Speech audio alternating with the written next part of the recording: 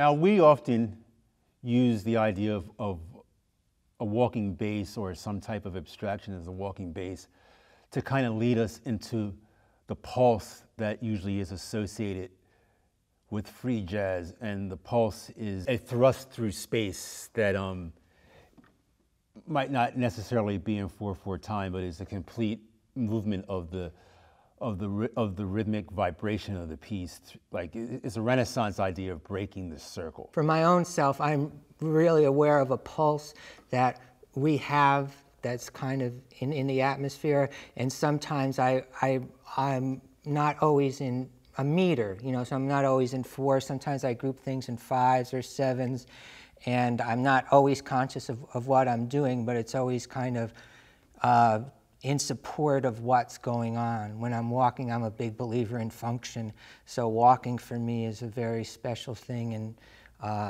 my primary concern is to be supportive of what's going on around it.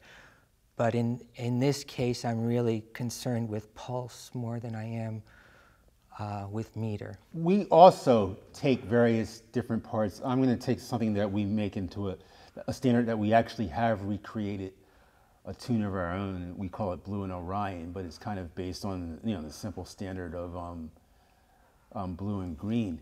And I take the harmonies and I kind of take them through a reharmonization period cycle, but I tend to kind of create a new melody on the spot every time, and the melody takes a life of its own and kind of creates a new piece of its own. And it's we often go very, very far from what you associate with the tune Blue and Green, but let's give that a shot.